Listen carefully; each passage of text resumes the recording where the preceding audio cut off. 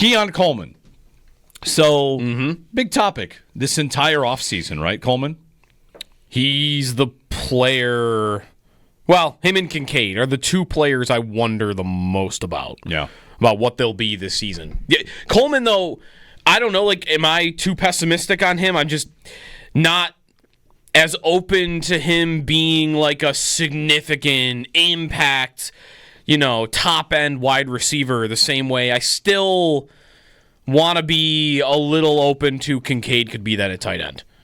Like Coleman, maybe he's going to, he talks there about efficiency in his routes, right? And the blocking stuff down the field, sure, like that's stuff that's going to get you on the field 70, 80% of the snaps year to year to year. But my questions about him aren't about that. It's about, can you get open? Right. Are you going to be able to get open on a regular basis? Because he did not do that last year. And if he's going to be a guy that wins with the contested catch, then I'm going to need him to win more than 3 out of every 10 of those. Because I can't have him ranking 120th in contested catch percentage and have it be, considered his specialty when there's 100 guys in the league that are going to do it better than you do. So I don't know. There were some drop problems last year. I think there's a good athletic profile, even though there's not the straight ahead speed. So I guess I'm a little pessimistic on the idea that he's ever going to be like a great receiver.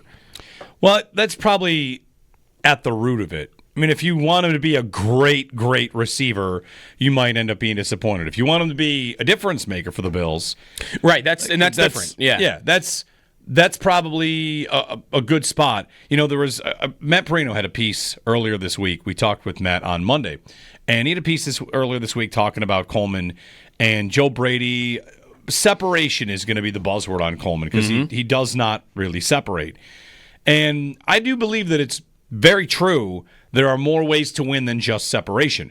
Guys that separate are often great. Some guys separate but don't catch the ball. Some guys only separate down the field. Separation's also going to be, to a degree, it's going to be a function of where you play, what kind of routes you run, all that kind of stuff. So Coleman, he's not a separator. He probably wasn't drafted to be a separator. To me, his success is measured by what the Bills thought they were getting.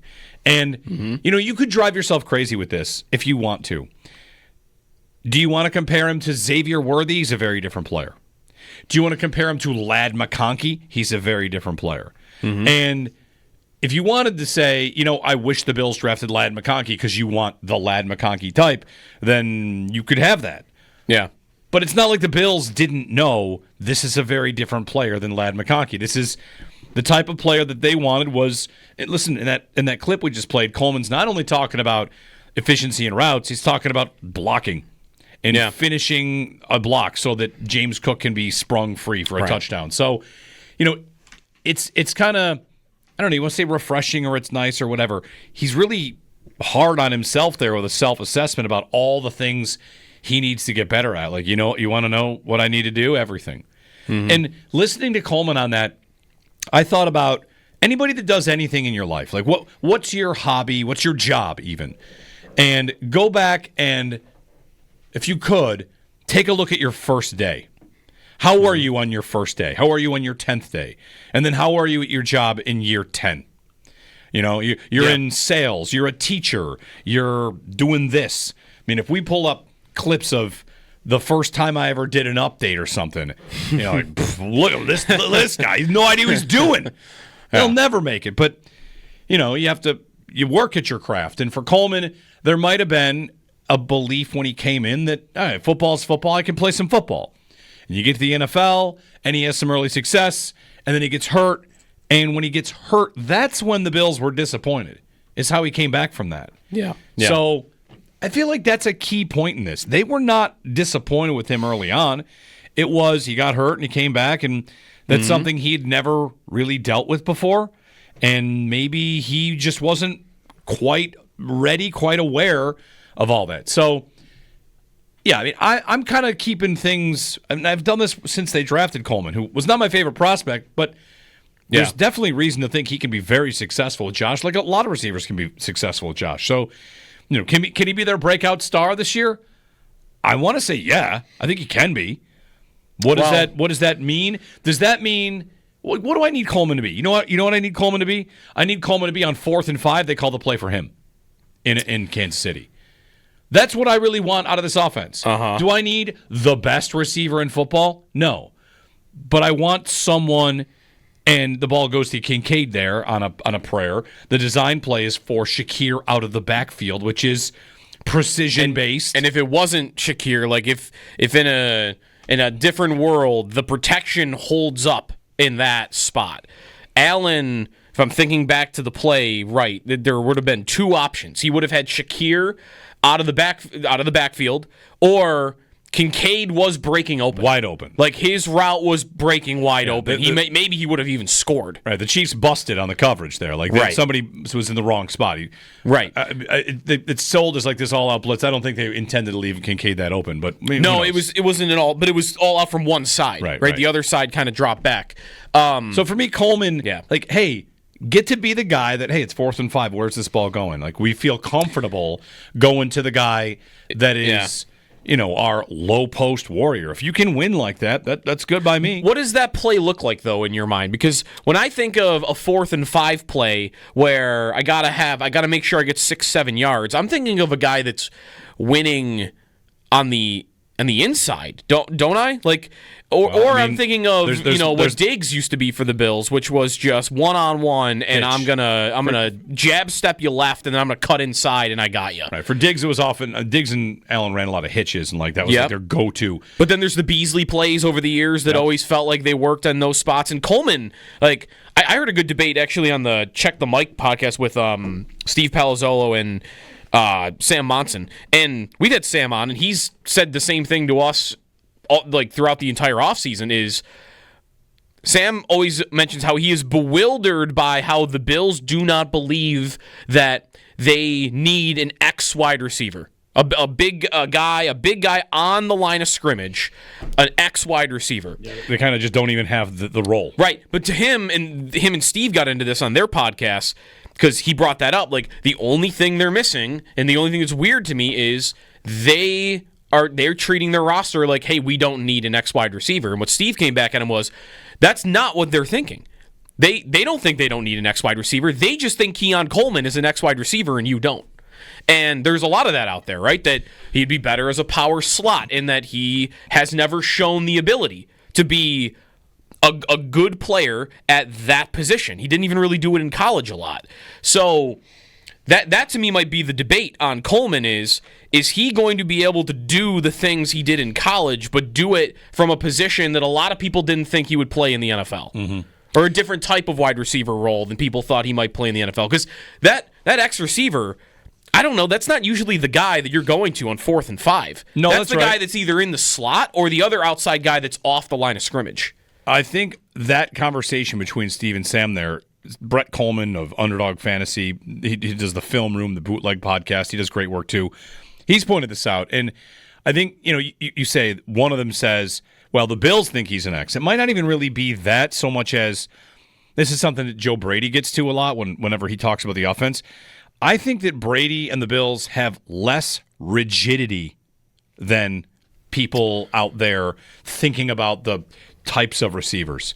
They play more condensed formation, so that receiver that's on the outside doesn't necessarily have to be as far out on the boundary. Yeah, it's a tougher job on the outside. I think everybody kind of knows that. For Coleman, when I say going on 4th and 5, you may say, well, maybe that's the guy on the inside. I mean, he can win on the inside. He took, I think he can, but I think he took 11% of his snaps on the inside. Right, that's the thing. He never played there. That's right. But maybe if he never gets hurt, maybe if the regular organic way that the season goes plays out, he gets a little bit more there. And if we're looking at the way that their roster is built, Josh Palmer is more equipped on the outside, and Elijah Moore, like they around Coleman, they have better options, and maybe he finds his way to getting some snaps in those spots. When I say I want him to be not necessarily the go-to on that 4th and 5, but someone, he's not on the field on that 4th and 5. Right? He's not on the field? He's on and off. He didn't play a lot in that game. He gets out-snapped by a lot of the other receivers. Like, if they want him to I guess we check if he's on the field. I'm I gonna want him to check, be yeah. a reasonable option because Shakir elevated his game to a spot where they get him manufactured touches. They engineer their offense to get the ball to Shakir because they know good things can happen. And Coleman, earlier in the season, had really good things happen, yards after catch. I wonder if year 2, what he has to show them between now and opening night against Baltimore, what he has to show them is I am worthy of you engineering the offense a little bit to me as well. Right. He's not on the field. Okay. Not on the field on 4th and 5. The formation, before there's motion, the Bills have 4 receivers on the left and 1 receiver on the right. The receiver on the right is Ty Johnson. And then the 4 receivers on the left going from inside to outside are Kincaid, Mack Hollins, Amari Cooper, Khalil Shakir. And then Shakir comes in motion. So when they snap it, there's like 3 guys all packed together. To your point, there's nobody really truly on the outside. Like they're all they're all packed together. Yep. And it's Kincaid, it's Hollins, and it's Cooper. The guy on the right that's on the end of the formation, the most outside, is basically in a slot alignment kind of. Right. And like then when they take the snap, there's just 3 guys all together. There's nobody outside the numbers. By the or way, even close to it. Again, we'll probably continue to have this debate, and the Bills can win the Super Bowl because Josh Allen is amazing. But it's 4th and 5, and the guys you just listed is on the field. 2 aren't on the team anymore. 2 aren't on the team. One's a running back. And one they definitely chose to not have on the team anymore. Cooper. Right, the other's a running back. Cooper doesn't have a job. Hollins is not on the team. Coleman's not out there. So the next step for him is obviously to be in the trusted 5, a receiver that's on the field. You know, you could say the Bills' receivers didn't lose them the game, but there's a play where, I don't think it's really even that controversial to say someone better can win you the game. Josh made his part of the deal, did he not? He made a superhero play. He made a superhero by play. running backwards, getting away, and putting it where he needed to put it. And there's, you could argue there's no one else in the league that would have got that ball off, let alone got that ball to one of your teammates' hands. Right. And if that's, I don't know, put it this way, Joe. If that's Coleman standing where Kincaid is standing on that play, he might not make that catch. He might not. He dropped a lot of passes that looked like that last year. That's the step. You'd like him to become a player, though, that in that spot, he's catching that every time. Yes, or in that spot, Allen is, looking for it, whatever. A lot of ways to say it. We'll get some calls in here. Dennis in Lockport. Hey, Dennis, good morning. Hey, guys. Great conversation. You guys are trying, talk about where Coleman could be. Because I watched him play in college, and he reminds me of Mack Hollins, and a lot of him is a lot of how Mack is, because he'll do the other things on the field as a wide receiver some other receivers won't do, the blocking and all that. And I think, you're wondering where maybe he could fit in. Is that role that Mack kind of filled in? And, I mean, how many touchdowns did Mack get last year? And he might not have been the breakout guy, but he was a go-to guy when you needed him in the right spot, and he did some of the right things down the field. And I'll wait for your guys' response to that.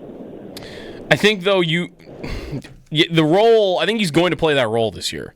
Like, all the things they asked Mack Hollins to do last year for the Bills, I think Coleman, Coleman was already doing a lot of it. Like, Coleman was playing last year. He led them in snaps in a ton of games.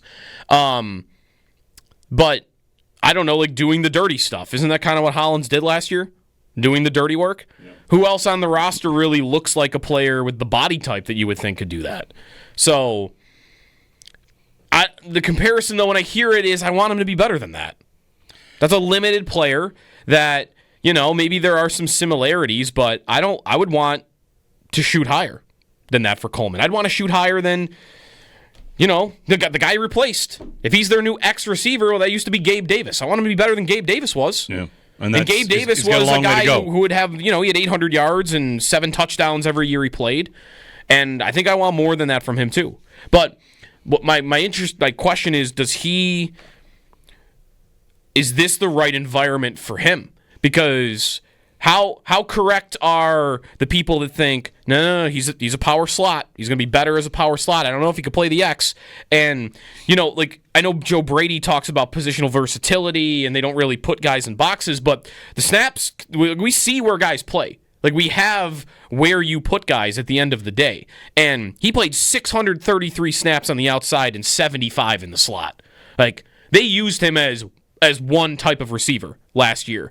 And even when he got the question and he made that answer in OTAs about how, well, we don't really think of guys as outside or inside or whatever, even after he said that, the way he talked about the idea of Coleman playing in the slot was he started talking about Khalil Shakir. So we already have a dynamic guy in the middle there. And, we want to move Shakir to the outside. Which that's... Like, even when it's, well, Coleman could be in the slot sometimes, it's almost, it's because we're trying to move Shakir around. Not because we think Coleman is this, Puka Nacua or Cooper Kupp. And that gets to, the idea of Coleman in the slot. What would be the best for Keon Coleman to be the most productive receiver he could possibly be? That might be to be a power slot. But what's the best for the Buffalo Bills? Like Joe Brady, right. And this kind of gets to the point about, it isn't fantasy football. Joe Brady's job is not to just get the most out of Keon Coleman. Right. His job is to get the most out of his offense. Right. Those two things often go hand in hand, but I would understand any sort of you make a line between the two. Sure, if I wanted to get Keon Coleman to 1,300 yards and 10 touchdowns, I'd put him here. But that's actually not my job. My job is to get the most out of the offense. Dan Graziano has a question about this. He posted at ESPN. One burning question for every team. And the way he asked it, it's not really a Coleman question, but it is a Bills kind of question. And what he asked is, without even really taking aim at the receivers, he said, does Josh Allen need to repeat as MVP for the Bills to get to the Super Bowl? Well, does he have to be the MVP in order for the Bills to be as good as they were? It is ironic that we've watched the Bills try to build a team where it's, man, he can't go out there and be Superman. And then he won MVP while being in that offense. Sometimes MVP is about narrative. I get all that. And this question, there's more to it. Yeah. Right, this question would be staged as, well, that depends. He's going to get MVP in part based on what the other great quarterbacks do, right? If Jaden Daniels throws 62 touchdowns, he's going to win the MVP. Yeah. But conceptually, does Josh have to be the MVP for them to get to the Super Bowl? And what he says, he writes, it's inescapable. The Bills' only first-round offensive player they've drafted since taking Allen in 2018 is Dalton Kincaid. Mm-hmm. Now, Coleman's one pick outside, but he's not a first-rounder. You can't, 2018, one offensive first-rounder. That's Dan Graziano, ESPN. So anyway. He also, I think, has no shot at winning MVP this year. No? They're not giving it to him. I think he has a shot. They are not giving him MVP until he beats the Chiefs. That's my proclamation. They will not give him another one until he that's why Lamar Jackson didn't win last year. Well, not the only reason. They vote before that. You're saying that people just won't vote for him until they vote before that, but they're going to want we're not giving you I don't think the voters, reading into how they operate in that way, it's about story, it's about narratives, it's about more than just what you did that season. And part of why they don't give it to Lamar last year is, well, he won it the year before, and he has these playoff failures. I would agree that getting it back-to-back, you probably have to be even better the second year. Yes. I would agree with that. He couldn't do what he just did and win it again. I think he'd have to throw for 5,000 yards to win it this year. I think he'd have to light the lamp. One seed would do it.